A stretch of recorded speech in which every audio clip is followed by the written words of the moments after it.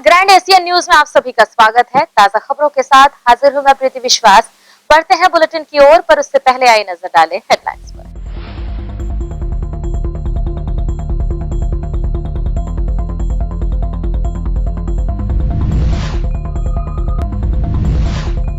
उर्स पाक के तीसरे दिन हुआ कव्वाली का जंगी मुकाबला। श्रोताओं ने सुबह तक उठाया लुत्फ। विधायक बोरा ने आस्थाने पर दी हाजिरी।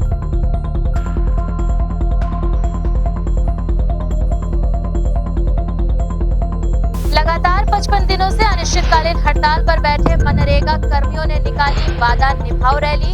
2 सूत्रीय मांगों को पूरा करने लगाई गुहार।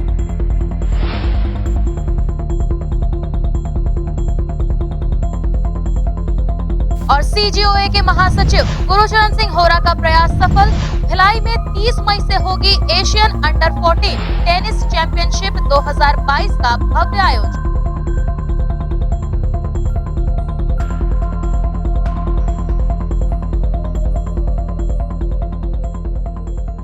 अब खबरें विस्तार से। मुख्यमंत्री भूपेश बघेल शुक्रवार को भेंट मुलाकात के कार्यक्रम के दौरान कोंडागांव विधानसभा क्षेत्र के ग्राम माकड़ी और राजा गांव में आम जनता से रूबरू हुए। उसके बाद एक निजी न्यूज चैनल के लाइव कार्यक्रम में शामिल हुए, जहां छत्तीसगढ़ ओलंपिक संघ के महासचिव गुरुचरण सिंह होरा भी मौजूद थे।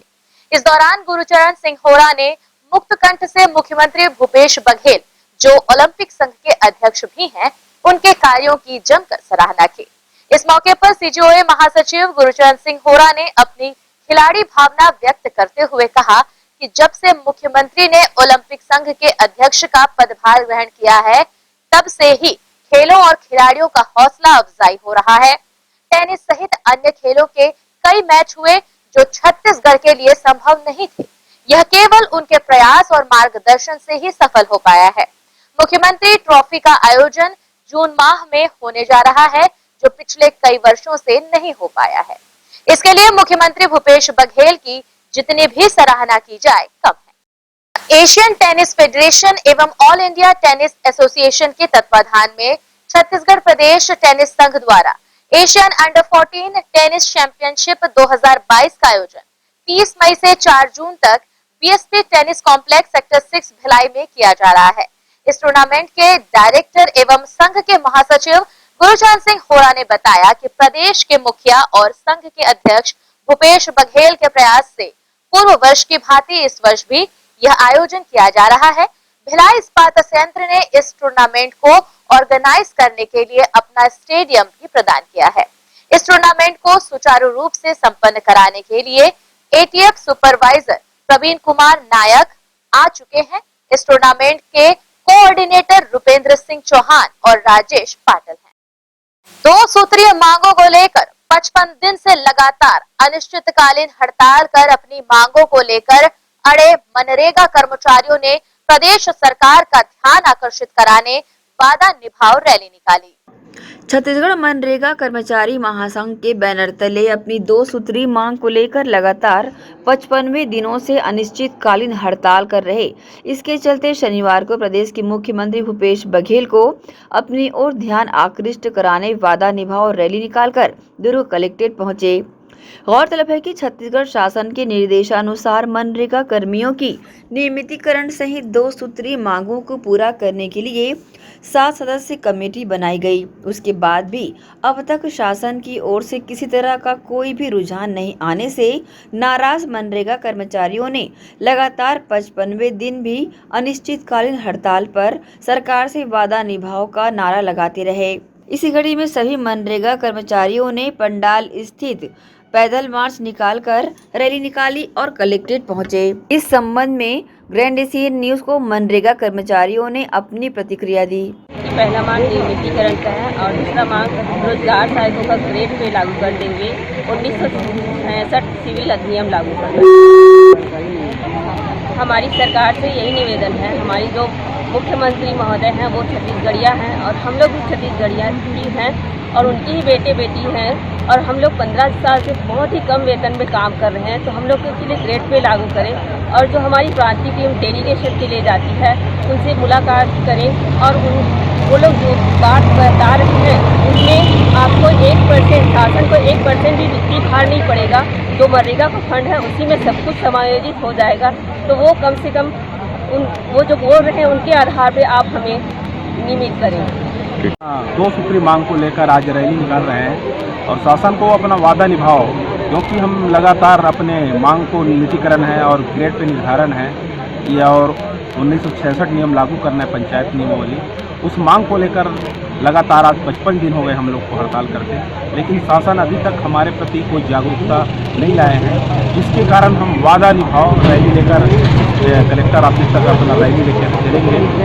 हमारी जो मुख्य मांगों को लेकर जो अनिश्चितकालीन धरना जो चल रहा है उसका आज 55वां दिन है और अभी तक से किसी भी प्रकार से जो गठित हुआ है, हमारे लिए समिति गठित हुई है, उसके तरफ से किसी प्रकार की कार्रवाई नहीं की गई है, एक कागज भी नहीं हिला अभी तक से, जिसके कारण आज हमारा 55 दिन हो चुका है।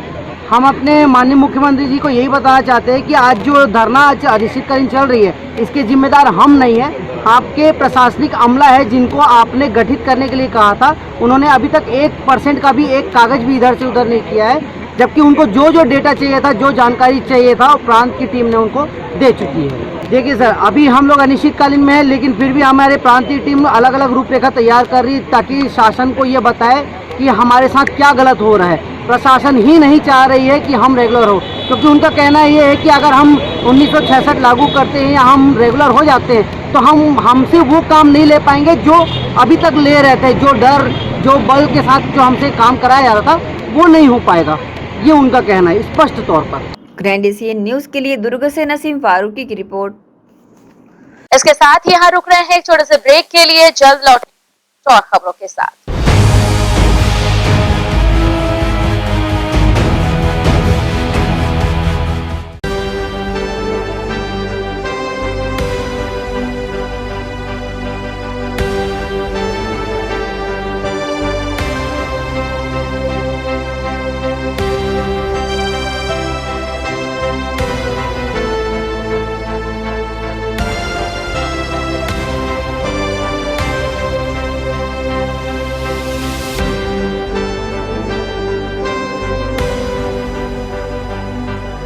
आयुर्वेद एक्यूप्रेशर थेरेपी सेंटर, चर्म रोग, दांत खाज, खुजली, चेहरा पर किसी भी प्रकार की झाइयाँ, दाग धब्बे, फोड़े फुंसी, प्रेगनेंसी, स्ट्रेच मार्क आदि का गारंटेड इलाज। जी हाँ, आयुर्वेदिक एक्यूप्रेशर थेरेपी सेंटर। यहाँ पर आयुर्वेदिक दवा एवं एक्यूप्रेशर थेरेपी द्वारा बिना ऑपरेशन किए बवासीर, भकंदर, हाइड्रोसिल, गुप्त रोग, चर्म रोग का इलाज किया जाता है। बवासीर, भकंदर, फिशर का बिना ऑपरेशन इलाज, मलद्वार की जितनी भी पुरानी तकलीफ हो जैसे खून आना, चुभने जैसा दर्द होना, जलन, मस्सा, मवाद आना, पेट साफ ना होना आदि का जड़ से गारंटेड इलाज। गुप्त रोग, शादी के बाद या शादी के पहले बचपन की गलतियां, उम्र की अधिकता या किसी भी कारण से मर्दाना कमजोरी, शीघ्र पतन, शादी के नाम से डर लगना, बच्चा न होना, पेशाब में जलन, स्वप्न दोष, शारीरिक कमजोरी, थकान आदि बीमारियों सहित हाइड्रोसिल का बिना ऑपरेशन गारंटेड इलाज। महिला गुप्त रोग, माहवारी गड़बड़ी, सफेद पानी जाना, हाथ पैर में जलन, दर्द, कमर में दर्द, बच्चा न होना, मिर्गी, हिस्टीरिया आदि का इलाज भी संभव है। हमारा पता डॉक्टर हीरा, गया नगर, दुर्ग और श्री राम मार्केट, स्पर्श हॉस्पिटल के पास, Ramnagar, Bhilai. Mobile number 9981659182।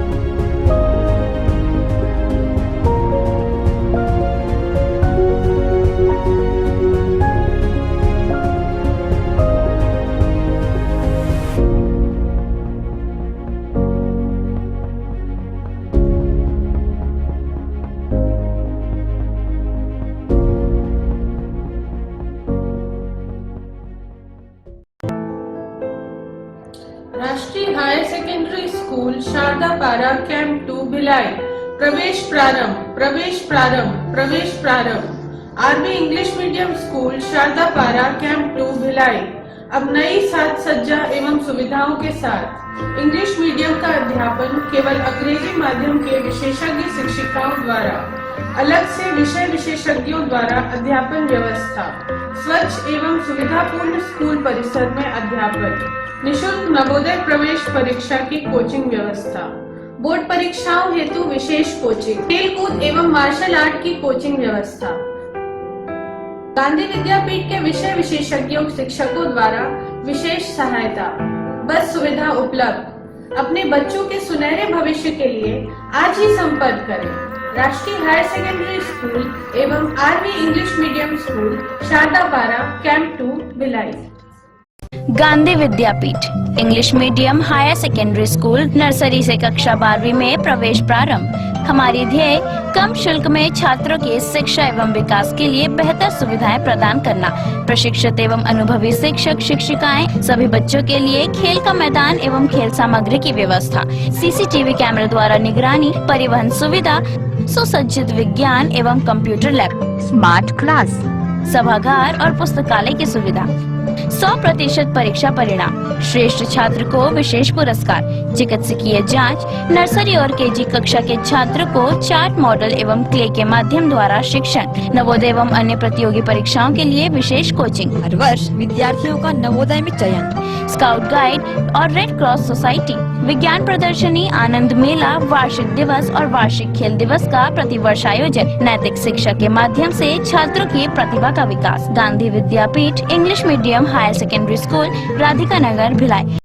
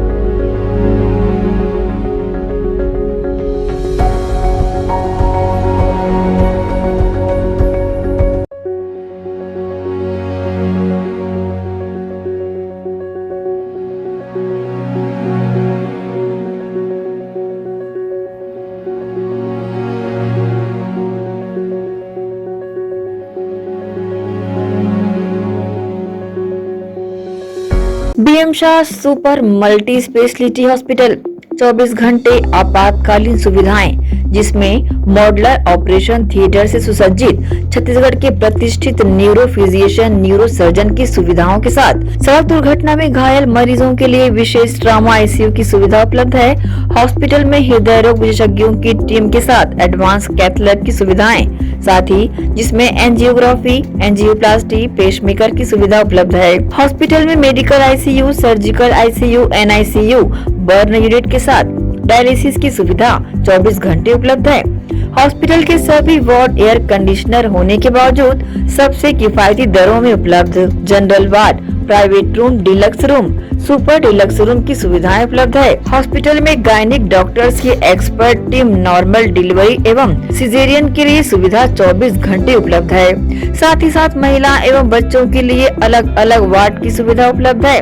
Hospital में सभी प्रकार की जांच जैसे MRI, CT scan, sonography, 2D echo, ECG, EEG, endoscopy, x-ray, खून एवं पेशाब की जांच की सुविधा बेहद किफायती दरों में उपलब्ध है। हमारा पता BM Shah multi speciality hospital and research centre, Shastri Nagar Supela, Bhilai, Chhattisgarh.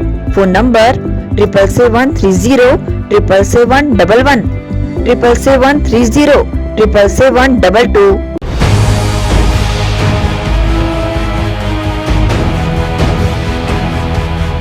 Break के बाद बुलेटिन में आप सबका स्वागत है। आइए बढ़ते हैं आगे की खबरों के लिए। नगर पालिक निगम भिलाई के अपर आयुक्त अशोक द्विवेदी ने भिलाई निगम क्षेत्र में जारी विकास कार्यों को लेकर बैठक आयोजित की। निगम क्षेत्र के सभी स्कूलों एवं आंगनबाड़ियों में पेयजल आपूर्ति एवं शिविरों में प्राप्त राशन कार्ड से संबंधित आवेदनों का शीघ्रता से निराकरण करने को कहा गया। निगम के सभागार में महापौर नीरज पाल एवं निगम आयुक्त प्रकाश सर्वे के निर्देश पर अपर आयुक्त अशोक द्विवेदी ने भिलाई निगम क्षेत्र में विकास कार्यों एवं संचालित योजनाओं की समीक्षा बैठक ली। बैठक में सभी जोन आयुक्तों व योजना से संबंधित अधिकारी कर्मचारियों से कार्यों की जानकारी लेते हुए शासन की योजनाओं को हर व्यक्ति को लाभान्वित करने के उद्देश्य लेकर कार्य करने कहा। बैठक में प्रधानमंत्री आवास के निर्माणाधीन आवास और हितग्राहियों को मिलने वाली किस्त की संख्यात्मक जानकारी लेते हुए प्रक्रिया को जल्द पूरा करने कहा गया। भवन अनुज्ञा विभाग के अधिकारियों को भिलाई निगम क्षेत्र में अवैध प्लॉटिंग एवं अतिक्रमण अवैध कॉलोनी की रोकथाम हेतु किए जा रहे कार्यों की जानकारी लेकर ऐसे अनैतिक कार्य करने वालों पर शिकंजा कसने को निर्देश दिए। साथ ही राजीव गांधी आश्रय योजना के पट्टा वितरण, लीज एवं फ्री होल्ड स्लम पट्टा धारक को भूस्वामी अधिकार देने के कार्यों की जानकारी लेते हुए कार्य में आ रही समस्या का निराकरण करने हेतु एवं कार्य पूरा करने के निर्देश दिए गए। इसके अलावा शिविरों में प्राप्त होने वाले समस्याओं के आवेदनों को बिना लेट लतीफी के निराकरण करने के आदेश दिए गए ताकि कोई भी आवेदन पेंडिंग न रहे। समीक्षा बैठक ली गई है, सभी अधिकारी कर्मचारी इसमें उपस्थित थे। एक्चुअल में जो विभागीय समीक्षा है वो इसके साथ साथ में जो शासन की योजनाएं हैं, अधूरे कार्य, पेंडिंग कार्य, सफाई, पेयजल, स्वास्थ्य, ये सब चीज को लेकर के जो है बैठक ली गई है और बैठक में जो है अधिकारियों से जो है जानकारी मांगी गई और इसके मुताबिक जो भी पेंडिंग कार्य हैं उसको पूर्ण करने के निर्देश अधिकारियों को दिए गए हैं। के अलावा भी शहरी गौठानों में चल रही गतिविधियों एवं स्लम स्वास्थ्य योजना के साथ अन्य कार्यों की समीक्षा कर सभी कार्यों में तेजी लाने के दिशा निर्देश भी अपर आयुक्त अशोक द्विवेदी ने अधिकारियों को दिए हैं। ग्रैंड एशियन न्यूज के लिए भिलाई से संतोष शर्मा की रिपोर्ट। वहीं भिलाई निगम क्षेत्र के नागरिकों को सुविधा देने शुरू की गई मितान योजना और बेहतर बनाने के लिए उन्हें प्रशिक्षण दिया गया। हितग्राहियों के घर पहुंचकर विभिन्न तरीकों से प्रमाण पत्र बनाने की सुविधा प्रदान करने वाले मितान की दक्षता को बढ़ाने, दस्तावेजों के परीक्षण एवं ऑनलाइन प्रक्रिया को शीघ्रता से निपटाने के लिए विशेषज्ञों द्वारा टिप्स दिए गए। भिलाई निगम के सभागार में भिलाई, दुर्ग, चरोदा एवं रिसाली निगम के अंतर्गत कार्य करने वाले मितानों के लिए प्रशिक्षण शिविर आयोजित किया गया। शिविर में उपस्थित भिलाई के अपर आयुक्त अशोक द्विवेदी, तहसीलदार शमा यदू ने मितान योजना के तहत अब तक आए हुए ऑनलाइन आवेदनों की जानकारी लेते हुए शीघ्रता से प्रमाण पत्र को बनाकर हितग्राही तक पहुँचाने कहा। प्रशिक्षण में भिलाई के अलावा अन्य निकायों से आए हुए मितान को हितग्राही के घर से दस्तावेज ऑनलाइन सबमिट के लिए फोटो लेने के तरीके, इन्हें अपलोड करने के फॉर्मेट की विस्तृत जानकारी दी गई, जिससे विभागीय अधिकारियों को दस्तावेज परीक्षण में समस्या न हो और शीघ्रता से कार्य को संपादित किया जा सके। इस दौरान हितग्राही से लिए गए आवेदन को ऑनलाइन अपलोड करते समय दस्तावेजों में अंकित नाम और भरे जाने वाले नामों को ध्यानपूर्वक मिलान के पश्चात ही आवेदन सबमिट करने को कहा गया। देखिए, मितान योजना के तहत में जो हमारे मितान हैं वो घर घर जाकर जन्म प्रमाण पत्र, विवाह प्रमाण पत्र, मृत्यु प्रमाण पत्र और सुधार से संबंधित जो प्रमाण पत्र है 13 प्रकार के जो दस्तावेज हैं वह जो है घर पहुँच कर प्रदान कर रहे हैं। इसमें जो टोल फ्री नंबर है 14545 में कॉल करने पर जो है घर पहुँच सेवा प्रमाण पत्रों के माध्यम से जो है हमारे मितान वो ले जा करके दे रहे हैं। इसी के परिप्रेक्ष्य में जितने हमारे मितान हैं जो है निकाय के मितान है, जैसे भिलाई, चरोदा हो गया, दुर्ग हो गया, रिसाली हो गया, इन सभी के जो मितान है उनको उनकी दक्षता को बढ़ाने के लिए, उनमें और तीव्रता लाने के लिए जो है इसकी बैठक ली गई है और बैठक में उनको निर्देश दिए गए हैं कि कैसे दस्तावेजों का परीक्षण करें, कैसे हम और स्पीड अप काम कर सकते हैं, जो समय हमको लग रहा है उससे और ज्यादा शॉर्टकट में हम लोग कैसे समय को बचा सकते हैं, इन सब को लेकर जो है बैठक ली गई है और दिशा निर्देश दिए गए हैं। गौरतलब है कि माननीय मुख्यमंत्री भूपेश बघेल ने प्रदेश के सभी 14 निगमों में मुख्यमंत्री मितान योजना प्रारंभ की है, जिसमें कुल 13 प्रकार के प्रमाण पत्र महज कुछ ही समय में घर बैठे प्राप्त किए जा सकते हैं। इच्छुक जनों को टोल फ्री नंबर 14545 नंबर पर केवल एक बार कॉल करना होगा और प्रमाण पत्र लेकर मितान उनके घर जाकर उन्हें प्रदान कर देते हैं। ग्रैंड एशियन न्यूज के लिए भिलाई से संतोष शर्मा की रिपोर्ट।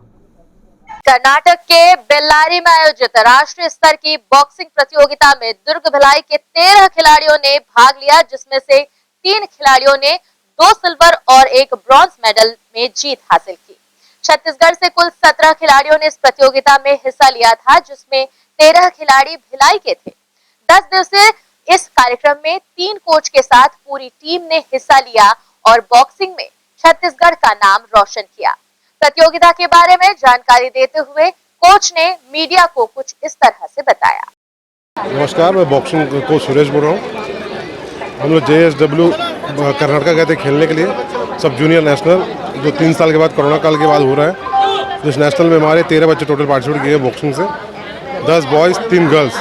10 बॉयज़ में 3 हमारा मेडल आया, 2 सिल्वर 1 ब्रॉन्ज। बहुत अच्छा परफॉर्मेंस रहा हमारा, ये काफ़ी सालों का छत्तीसगढ़ का ये, जो हमारे 2 लड़के फाइनल पहुँच के अच्छा बॉक्सिंग करते हुए अच्छे बॉक्सरों को मारे हैं फाइनल तक, और अच्छा बॉक्सिंग करते हुए मेडल प्राप्त किए हैं। यहाँ भिलाई के 2 मरद बॉक्सिंग क्लब के हैं, एक रॉयल बॉक्सिंग क्लब का है, और ये टोटल अलग जैसे जवाहर नगर निगम के बच्चे भी कुछ गए थे, टोटल भिलाई के और बिलासपुर के कुछ बच्चे के छत्तीसगढ़ गए थे, जो पूरे बच्चे एक साथ छत्तीसगढ़ में इकट्ठे होकर जो गए नेशनल पार्टिसिपेट किए हैं, वो काफ़ी अच्छा परफॉर्मेंस रहा है। अभी नेशनल का जो आने वाला इंटरनेशनल लेवल है, उसकी तैयारी में बच्चे जुड़ेंगे। हमारे छत्तीसगढ़ से 16 बच्चे गए थे, 14 बच्चे गए थे, जिसमें से 13 हमारे थे और 13 SBSP से थे, ब्लास्ट स्टील प्लांट से।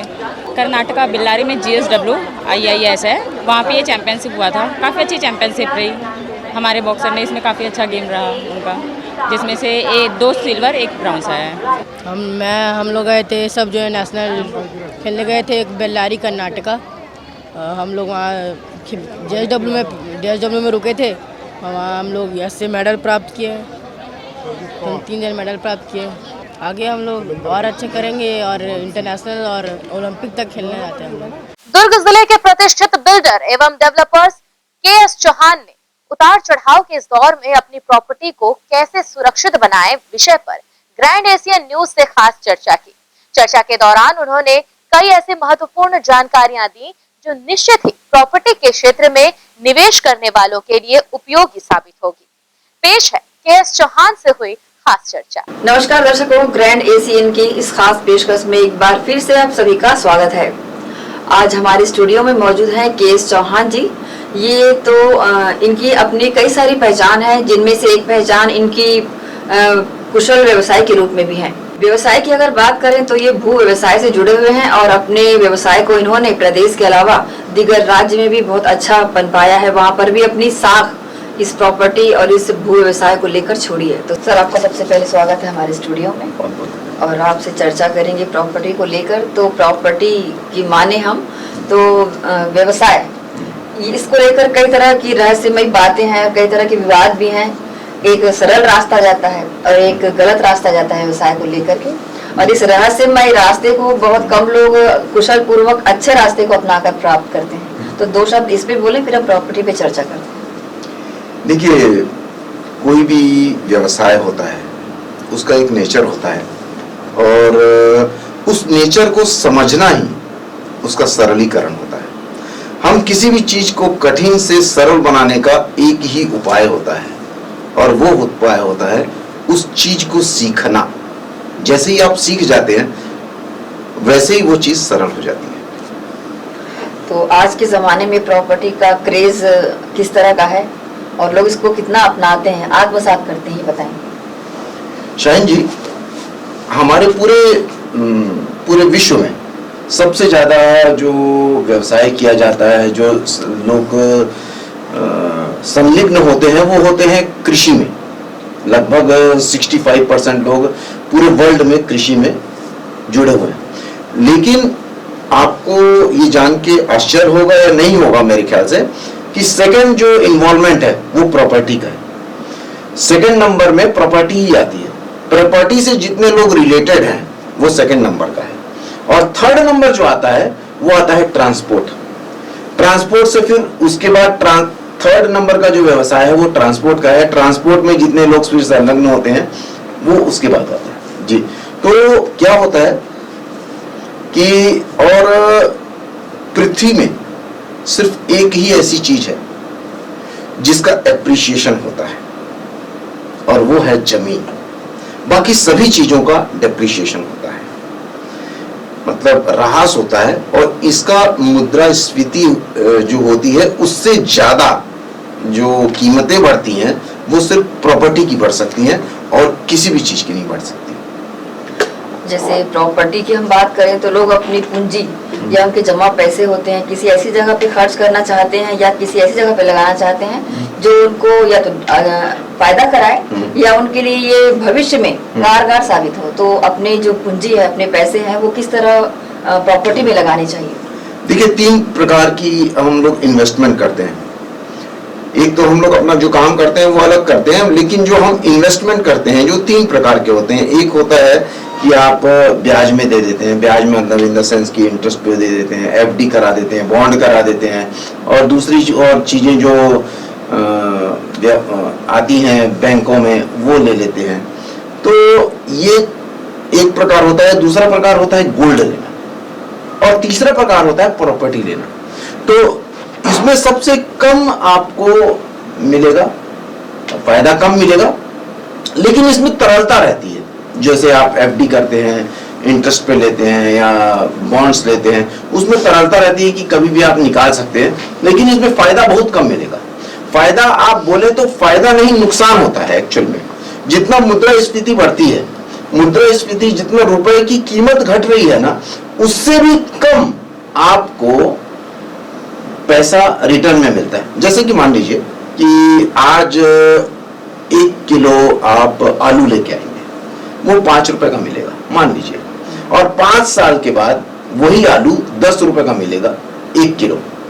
लेकिन आप अगर एफडी में डालेंगे तो 5 रुपए अगर एफडी में डालेंगे तो वो 5 साल के बाद 8 रुपए होगा। इसका मतलब ये हुआ है कि आप 5 साल के बाद वो वाला पैसा निकाल के 1 किलो आलू भी नहीं खरीद सकते। मुद्रा की दर कम हो जाती है और हमारे को उल्टा घाटा होता है। इसलिए एफडीज वगैरह ये वो मतलब बहुत ही ज्यादा वो फायदेमंद नहीं रहता है, और अल्टीमेटली उसमें नुकसान होता है। लेकिन थोड़ा सिक्योरिटी है और इस टाइप से चीजें हैं। और कल को अगर बैंक अगर ड्रॉप भी हो जाता है या कंगाल हो जाता है तो सिर्फ आपको 1 लाख रुपए का ही एश्योरेंस है कि आपको मिल पाएगा, बाकी सब एफडी आपकी डूब जाएगी। गवर्नमेंट की तरफ से सिर्फ 1 लाख रुपए की सिक्योरिटी है जी। बाकी सेकंड आ जाती है गोल्ड पे। गोल्ड बढ़ता है लेकिन उतना नहीं बढ़ता है जितना कि आप, लेकिन एफडी वगैरह से ज्यादा बढ़ता है। उसके बाद आप प्रॉपर्टी में आएंगे तो प्रॉपर्टी सबसे ज्यादा बढ़ती है, इसीलिए प्रॉपर्टी सबसे उत्तम इन्वेस्टमेंट होता है। तो बीच में बोलना चाहूंगी कि इसमें ज्यादा फायदा कैसे कमाया जा सकता है? इसमें ज्यादा फायदा है, देखिए ऐसा करते हैं लोग, हमेशा करते हैं कि जो उनकी कैपेसिटी रहती है, जैसे आपकी कैपेसिटी है 10 लाख रुपए इन्वेस्टमेंट करने की, तो आप 10 लाख रुपए जाके इन्वेस्टमेंट करते हैं और उस जगह में करते हैं जहां पर आप रह रहे हैं, जगह जो देख रहे हैं वहां पर जगह ज्यादा पर स्क्वायर फीट में है, उस जगह इन्वेस्टमेंट कर देते हैं जहां एकड़ में होती है। वो उस जगह कर देते हैं जहां पर बहुत सस्ती जमीन मिलती रहती है। तो मेरा कहने का मतलब ये है कि आप सस्ती जमीन, बहुत ज्यादा सस्ती जमीन में मत जाएं, आप डेवलपिंग स्टेज जो है उसमें जाएं। जैसे मान लीजिए डेवलपिंग स्टेज है, जैसे हम दुर्ग में रहते हैं, दुर्ग में रहेंगे आप तो दुर्ग से आप जैसे जिवरा सिरसा है, चिखली है, वो डेवलपिंग एरिया है, उस साइड आप लेंगे तो आपको ज्यादा फायदा होगा। अगर आप और 20-25 किलोमीटर और दूर ले लेते हैं दुर्ग से तो आपको उतना फायदा नहीं होगा, क्योंकि उनको अभी समय लगेगा वो डेवलप होने में। आपको उसका फायदा मिलेगा लेकिन बहुत लॉन्ग टर्म के बाद। लेकिन यहां पर अगर आप लेते हैं तो उसमें ज्यादा फायदा मिल जाएगा, जल्दी फायदा मिलेगा। और एक गलती क्या करते हैं हम लोग कि जमीन कम लेते हैं और उसमें कंस्ट्रक्शन ज्यादा कर देते हैं। जैसे अपन ने 1000 स्क्वायर फीट या 1200 स्क्वायर फीट का प्लॉट लिया, अब उसमें डबल मंजिल 3 मंजिल बना देते हैं, उसमें हम लोग 2000-2500 का कंस्ट्रक्शन कर देते हैं स्क्वायर फीट का। तो उसमें आपको प्रॉपर्टी जितना पैसा लगा हुआ है उससे ज्यादा फायदा वो उसमें होगा कि आप प्लॉट साइज अगर ज्यादा लें और उसमें कंस्ट्रक्शन भले कम कराएं। भले 500 स्क्वायर फीट कम कराएंगे, 700 स्क्वायर फीट कम कराएंगे, तो आप आगे चल के देखेंगे कि 5 साल के बाद, 7 साल के बाद उस प्रॉपर्टी का जिसमें जमीन ज्यादा है और कंस्ट्रक्शन कम है, उसकी ज्यादा आपको वैल्यू मिलेगी और इसकी कम मिलेगी। क्यों? क्योंकि भवन जो होता है ना, भवन आप लैंड को अलग रखिए और भवन को अलग रखिए। जो भवन होता है उसका डेप्रिसिएशन होता है, और एप्रिसिएशन किसका होता है? सिर्फ और सिर्फ जमीन का। कोई दूसरा खरीदने आएगा तो वो अपने हिसाब से बनाएगा, उसको जमीन से मतलब रहता है उस समय, उसको बहुत ज्यादा भवन से मतलब नहीं रहता है। भवन लगातार डेप्रिशिएट हो रहा है, लगातार उसकी वैल्यू घट रही है, जमीन की वैल्यू बढ़ रही है। तो जमीन जिसमें ज्यादा हो वो हमको करना चाहिए, उसमें कंस्ट्रक्शन कम हो, कंस्ट्रक्शन आपको जितना भी कराना है लेकिन जमीन उससे ज्यादा हो, तो उसमें आपको बिल्कुल फायदा मिलेगा। हम करते उल्टा है। अगर जमीन की बात करें तो जमीन को लेकर कई ऐसे मामले विवादास्पद भी होते हैं कि एक ही जमीन कई लोगों के सर मर दी जाती है, कई ऐसे बेवकूफ भी बन जाते हैं और कई ऐसे इस भंवर में फंस जाते हैं कि वो निकलने का रास्ता ही नहीं होता। तो वो कैसे सजग रहे, वो कैसे जाने कि अगर वो प्रॉपर्टी जिसमें पैसा इन्वेस्ट कर रहे हैं वो भरपूर उनकी हो, पूरे कागजात सही, पूरे पेपर सही उनकी है। आमतौर पर देखा गया है। बहुत ही अच्छा क्वेश्चन है आपका शाहीन जी। और हम कई भाई बहनों को देखते हैं कि इस टाइप की चीजों में फंस जाते हैं, आगे चल के ऐसा लगता है। तो एक सिंपल फॉर्मूला है उसका कि कोई भी डील करें आप तो अपने से जान पहचान वालों से करें, अपने से अप्रोच जहां रख सकते हैं वहीं पर करें। मान लीजिए कि आप जहां पर रहते हैं वहां पर ना रह के आप कहीं और 10 किलोमीटर दूर आप लेना चाहते हैं या 50 किलोमीटर दूर लेना चाहते हैं प्रॉपर्टी को, तो वहां पर आपका कोई पहले से अप्रोच होनी चाहिए, वहां से पहले से कोई लिंक होना चाहिए, या यहाँ का आदमी का कोई लिंक होना चाहिए उससे। जैसे मान लीजिए कोई दोस्त है आपका, उसकी अगर प्रॉपर्टी है दूसरी जगह, वो ले लीजिए। लिंक जरूर होना चाहिए। अगर लिंक होगा तो वहां पर आपको धोखाधड़ी की जो संभावनाएं हैं वो कम होंगी। जहां पर लिंक नहीं होगा वहां पर दो चीजें होंगी, या तो आपको वो जो प्रॉपर्टी है बहुत ज्यादा महंगे में मिलेगी, तो आपको मतलब आप फ्रॉड में फंस गए, या आपको बहुत ज्यादा सस्ते में मिलेगी। वो दोनों चीजें आपने को नहीं करनी है। हमको सही कीमत में ही लेनी है प्रॉपर्टी, क्योंकि अगर कम कीमत में भी मिल रही है तो इसका आप बिल्कुल मान के चलिए कि आप वहां पर जाके आगे फंसेंगे। तब वही मैंने बताया, फंसाएगा कौन? जो आपसे रिलेटेड नहीं है, जो आपसे लिंक्ड नहीं है। आप अगर लिंक होते हैं किसी भी चीज से, या आपके जैसे मोहल्ले में है कोई प्रॉपर्टी है तो आप ऑटोमेटिकली लिंक है। आपके शहर में कोई प्रॉपर्टी है तो आप लिंक है, या आप किसी दलाल के थ्रू ले रहे हैं जो कि आप पहले से उसको जानते हैं, वो लिंक्ड है, या कोई दोस्त यार आपका जानता है, वो लिंक्ड है। लिंक करना के बाद आप कोई प्रॉपर्टी लेते हैं और उसका पेपर जरूर चेक करवाइए अपने कोई लिंक वाले एक्सपर्ट से। उसका पेपर चेक करवाएंगे, सिर्फ एक ही चीज, दो ही चीज होती है। एक उसका कब्जा वहां पर जाके जरूर देखिए, और दूसरा पेपर उसका जरूर चेक करवाइए।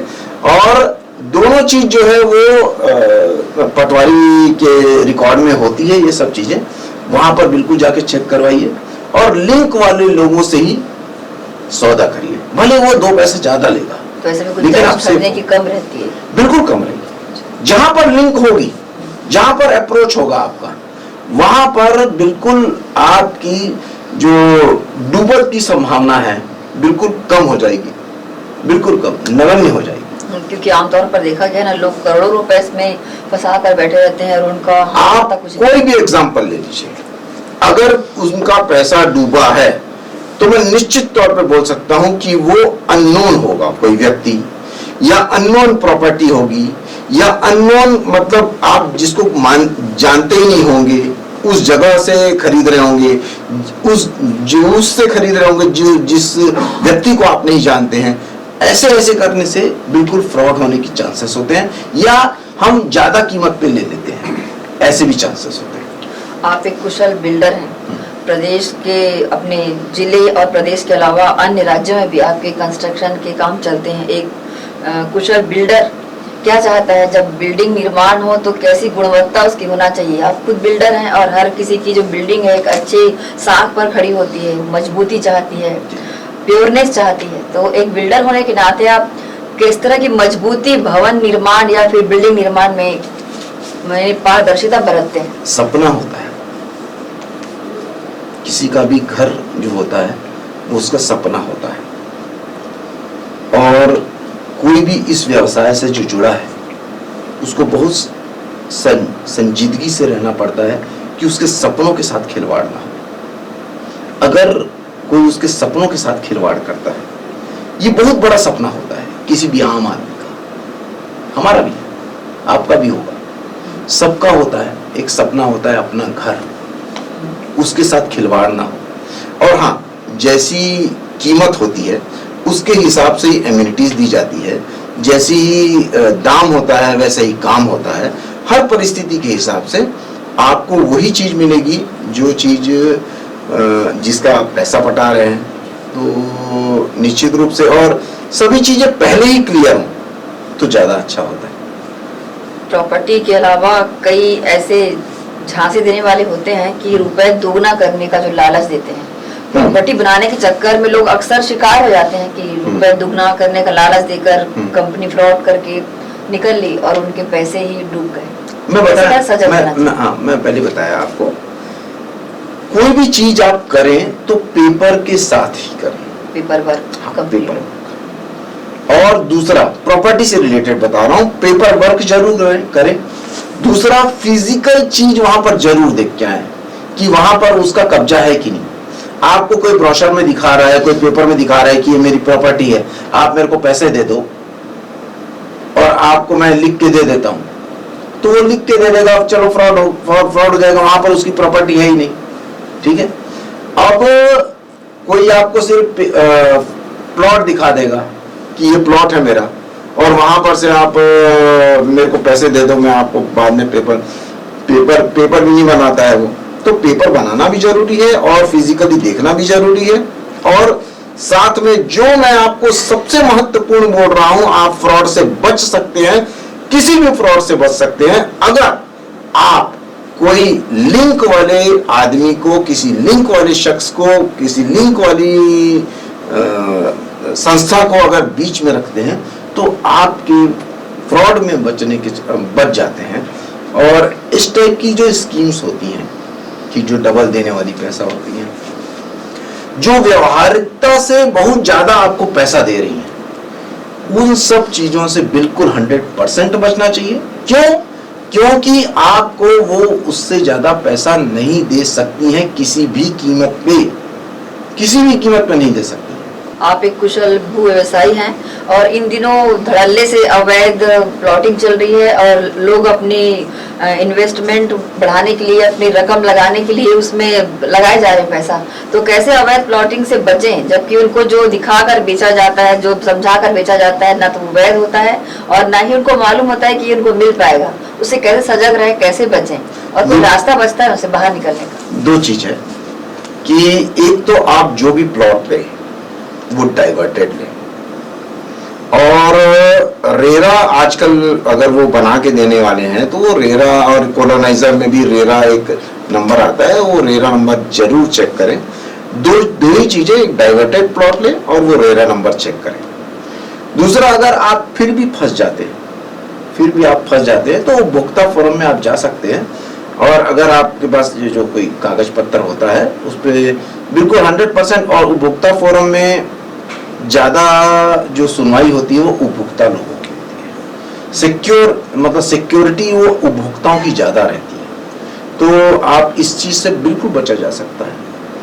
आपको डाइवर्टेड प्लॉट ही लेना है। अगर आप एक नॉर्मल बायर्स हैं, आप पहली बार खरीद रहे हैं या दूसरी बार खरीद रहे हैं, या एक नवजात शिशु भी हैं, तो भी आपको अगर डाइवर्टेड प्लॉट लेते हैं आप, तो आपसे धोखाधड़ी कोई भी नहीं कर सकता, वो नहीं ठगाएगा, बिल्कुल नहीं ठगाएगा। और अगर मान लीजिए होता है तो उपभोक्ता फोरम खुला है, कोई दिक्कत नहीं है, उपभोक्ताओं की सुनवाई होती है वहां पर, और जल्दी आजकल जल्दी डिसीजन भी होते हैं। लेकिन बावजूद इसके सर भिलाई दुर्ग में अभी भूमाफियाओं के इतने हौसले बुलंद हैं कि इसकी टोपी उसके सर लगातार वो किए जा रहे हैं। कई नज़ारे ऐसे टाउनशिप क्षेत्र के अलावा जो अपने ग्रामीण क्षेत्रों में देखने को मिल रहे हैं। और अभी आपने कृषि को लेकर के जो बात कही थी, 1 नंबर प्रॉपर्टी में कृषि है, तो कृषि वाली भूमि को ही अवैध प्लॉटिंग करके लोग बेच रहे हैं। तो क्या ये 2 नंबर का जो बिजनेस है प्रॉपर्टी वाला, वो 1 नंबर वाली कृषि पे भारी पड़ेगा? छत्तीसगढ़ धान का कटोरा है, कृषि के लिए पहचाना जाता है, तो क्या कृषि वाली भूमि प्लॉटिंग के भेंट चढ़ जाएगी? नहीं, कृषि जैसे कृषि जो भी हो रही है अभी, और एक आधुनिकता आ रही है कृषि में कि जो पहले 10 एकड़ में जो वो फसल होती थी वो आज 7 एकड़ में हम लोग ले रहे हैं आधुनिकता के हिसाब से। तो कृषि जो है वो कृषि अगर वो कम भी होती है और उसका प्लॉटिंग होता है तो उसका फार्मर्स को ही लाभ मिलता है, क्योंकि जो एकड़ के हिसाब से है वो प्लॉट के हिसाब से बिकेगी और प्लॉट के हिसाब से उनको और ज्यादा मार्जिन होगी। तो और वो आधुनिकता इसमें लाके कृषि के क्षेत्र में लाके वो अपनी फसल भी बहुत ज्यादा ले सकते हैं, ऐसा कुछ नहीं है। और क्या होता है कि अगर मान लीजिए कि वो रिहायशी इलाकों में आ जाती है वो जमीन, तो फार्मर्स को उल्टा घाटा होता है। मान लीजिए कि 5 एकड़ उसकी जमीन है और उसको जमीन वो जितनी फसल ले रहा है और जितनी उसकी कीमत है, मान लीजिए उसकी कीमत 1 करोड़ रुपए हो गई है 5 एकड़ की, तो अगर वो मान लीजिए कि उसको बेच के आगे वो 10 एकड़ ले सकता है 1 करोड़ में, 10 एकड़ ले सकता है। और उस 5 एकड़ की जो उसको कृषि करना है वो 10 एकड़ में कर सकता है। उसको स्थानांतरण करना पड़ेगा। अगर वो स्थानांतरण करता है तो इसमें बहुत ज्यादा उसका फायदा होता है और उसको करना भी चाहिए। समय के अनुसार उसको अपने व्यवसाय का स्थान बदल देना चाहिए और कृषि आप कहीं भी कर सकते हैं। सर, आपने बहुत अच्छी जानकारियां दी प्रॉपर्टी को लेकर। तीनों स्टेज आपने बताया, पहले, दूसरे और तीसरे। दूसरे को बेटर भी बताया कि इसमें इन्वेस्ट करने से भविष्य में अपने को आवक ही मिलेगी, ऐसा नहीं कि नुकसान। सबसे उत्तम इन्वेस्टमेंट है प्रॉपर्टी का सबसे उत्तम इन्वेस्टमेंट और दुनिया का सबसे बड़ा इन्वेस्टमेंट होता है। इससे भी बड़ा इन्वेस्टमेंट होता है प्रॉपर्टी में। तो आप 5 या 10% आप कमा सकते हैं, 20% कमा सकते हैं सालाना। लेकिन एक ऐसा इन्वेस्टमेंट है जिसमें आप 1000% कमा सकते हैं, 1 साल में, 1 महीने में भी कमा सकते हैं, 1 दिन में भी कमा सकते हैं। कौन सा इसमें? वो इन्वेस्टमेंट है नॉलेज लेने का इन्वेस्टमेंट। अगर आप नॉलेज लेते हैं, अगर आप शिक्षा में लगाते हैं वो पैसा, तो निश्चित ही रूप से वो आपको ऐसा नॉलेज देगा। आप किसी चीज को सीखने में लगाते हैं तो निश्चित ही रूप से वो आपको कमाई बहुत ज्यादा देगा। 1000% भी दे सकता है, 1,00,000% भी दे सकता है। मान लीजिए कि आप 1,00,000 रुपए में किसी चीज लगा के आप सीख रहे हैं, तो उस 1,00,000 रुपए के जरिए आप करोड़ों रुपए कमा सकते हैं। तो ये सबसे बड़ा इन्वेस्टमेंट है। और अपने बच्चों को कुछ सिखाने में जरूर इन्वेस्टमेंट कराइए। कुछ सीखने और सिखाने की कोई उम्र नहीं होती। आप खुद भी सीखिए, उसमें इन्वेस्ट करिए और उसमें आपको निश्चित रूप से उससे ज्यादा लाभ मिलेगा। सर, आपको बहुत बहुत धन्यवाद। आप हमारे स्टूडियो में आए, काफ़ी सारी जानकारियाँ दी, लोगों को अलर्ट भी किया और एक टिप्स भी दिए कि कैसे अपना व्यवसाय फले फुलाएं। आपको बहुत बहुत धन्यवाद। तो ये थे हमारे साथ KS चौहान जी, भू व्यवसायी और साथ ही एक बिल्डर। इन्होंने बताया कि किसी के सपनों के साथ कभी नहीं खेलना चाहिए। एक कुशल बिल्डर होने के नाते इन्होंने बताया कि अपनी बिल्डिंग, जो एक घर, जो सपना होता है, उसको बनाते समय किस तरह का उपयोग और उपकरण हो या फिर गुणवत्ता उपयोग में लाना चाहिए ताकि सपने जो हैं सबके साकार रहें। इन्होंने बहुत अच्छी एक बात ये कही कि सपनों से नहीं खेलना चाहिए। चौहान सर ने जो जो जानकारियां हमें दी, निश्चित है ये सभी के काम आएगी। सभी अलर्ट रहेंगे, सजग रहेंगे और अपने सपनों को साकार करेंगे। नमस्कार। इसके साथ यहाँ रुक रहे हैं एक और छोटे से ब्रेक के लिए।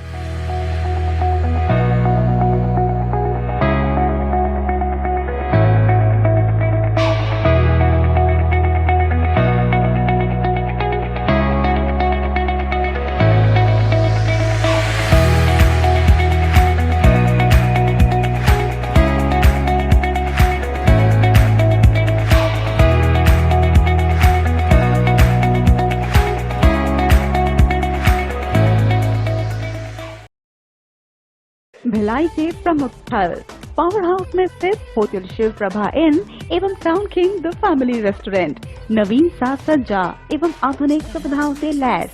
हमारी विशेषताएं economic suite, executive suite, premium suite and presidential suite. Town king the family restaurant, लाजवाब स्वाद से भरपूर नाश्ते एवं भोजन की उत्तम व्यवस्था। Banquet hall, party hall, conference hall, free Wi-Fi internet, new elevator, travel assistance, safe deposit vault and godown, special tariff plan for corporate, marriage and other functions. Online booking facilities available. Sweet home away from home. Power House railway station व bus stand से मात्र 500 metre पर स्थित hotel Shiv Prabha inn and town king the family restaurant 46 C market Apna Kesari laws के बाजू में। Power house Bhilai. Contact 98932 15251 और 8966 981590।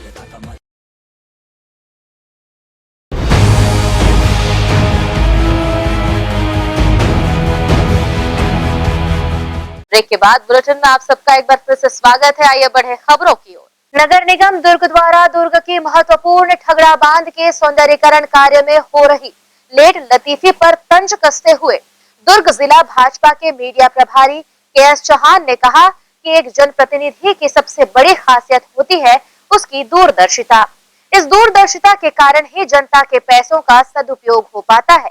किसी योजना को मूर्त रूप दिया जा सकता है। अगर दूरदर्शिता की कमी हो तो योजनाएं फेल हो जाती हैं। उन्होंने दुर्ग के ठगड़ा बांध का उदाहरण देते हुए कहा कि ठगड़ा बांध सौंदर्यीकरण व विस्तारीकरण का कार्य लगभग 16 करोड़ रुपए से संपन्न होने वाला था, जिसमें से 7.5 करोड़ रुपए दुर्ग निगम ने खर्च कर दिए।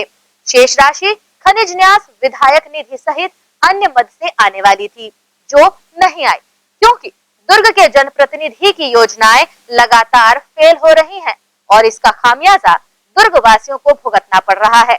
उन्होंने ठगड़ा बांध को लेकर अपनी प्रतिक्रिया कुछ इस प्रकार से दी। एक जनप्रतिनिधि की, एक लीडर की सबसे बड़ी क्वालिटी होती है उसकी दूरदर्शिता। उस दूरदर्शिता के कारण ही वो जनता का पैसा अच्छी तरह यूज कर पाता है, किसी योजना को सफल बना पाता है, और उसकी दूरदर्शिता अगर ठीक से नहीं होती है तो वो पैसा असफल हो जाता है, वो योजना सफल हो जाती है। ऐसे ही हमारी एक नगर निगम की योजना है ठगड़ा बांध।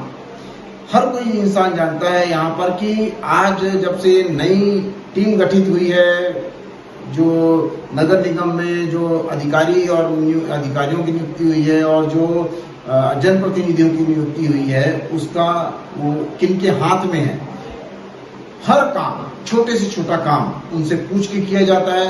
हर योजना में, हर योजना का वो योजना करते हैं, वो तब वो पास होता है। और ऐसी योजना ठगड़ा बांध जो कि 16.5 करोड़ की थी, 7.5 करोड़ नगर निगम का उसमें लगा दिया गया है, लेकिन बाकी की जो रकम आने वाली थी 2-2.5 करोड़ खनिज न्यास से आने वाली थी, 2 करोड़ रुपए विधायक अपनी निधि से देने वाले थे, जो कि उन्होंने घोषणा भी की थी, और 4-4.5 करोड़ रुपए नल की जो कॉम्प्लेक्स बना हुआ है, नल घर का जो कॉम्प्लेक्स बना हुआ है और गंजपारा का जो कॉम्प्लेक्स बना हुआ है, वहां से आने वाला था। वो दुकानें बिक नहीं रही। क्यों नहीं बिक रही है? क्योंकि आप उस योजना में भी फेल हुए, क्योंकि आपने वैसे वो बनाया ही नहीं कि व्यवसायी उसमें इंटरेस्टेड हो, जल्दी से जल्दी खरीदने के लिए इंटरेस्टेड हो।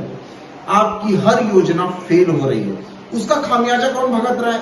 आप अपने घर से नहीं भुगत रहे, उसका खामियाजा भुगत रहा है हमारा दुर्ग का वासी, जिसने अपनी शर्ट नहीं खरीदी, अपने चप्पल नहीं खरीदे, लेकिन नगर निगम का टैक्स भरा। उस नगर निगम के टैक्स से आपने उस ठगड़ा बांध में 7.5 करोड़ रुपए लगा दिए, जो कि अधूरे में पड़े हुए हैं। आप कभी अगर वहां जाएं तो देखें कि 7.5 करोड़ लगे कहाँ हैं, तो आप आश्चर्यचकित हो जाएंगे कि इतने से काम के लिए इतना 7.5 करोड़ लग गया। खैर, ये तो दूसरा विषय है। आज उसे पूरा करने के लिए हमारे जनप्रतिनिधि अक्षम दिखाई दे रहे हैं। वो उनकी ना तो प्रशासन में पकड़ है और ना ही शासन में पकड़ है, उनकी कोई सुन ही नहीं रहा है। उसका अब खामियाजा दुर्ग की जनता वहन करेगी।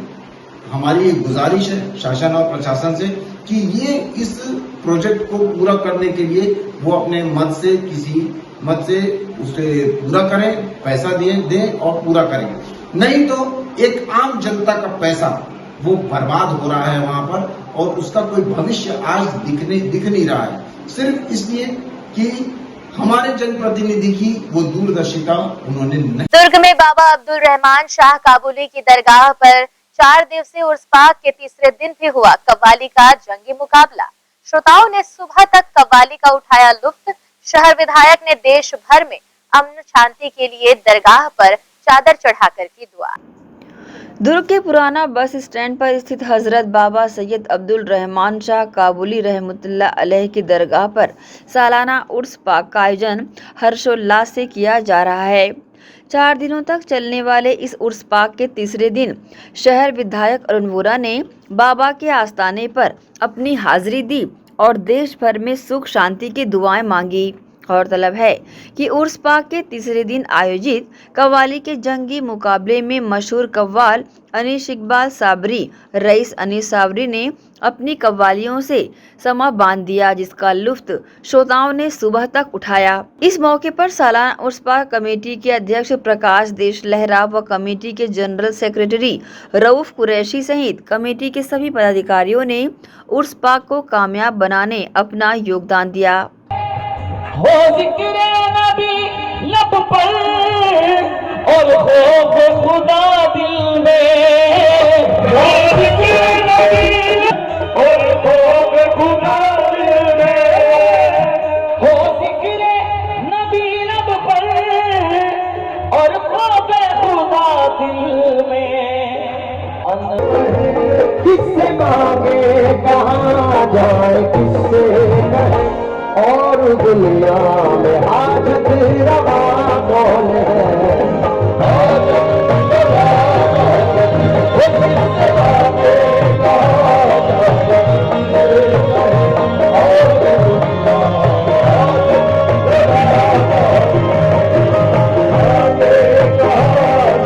ग्रैंड एशियन न्यूज के लिए दुर्ग से नसीम फारूकी की रिपोर्ट।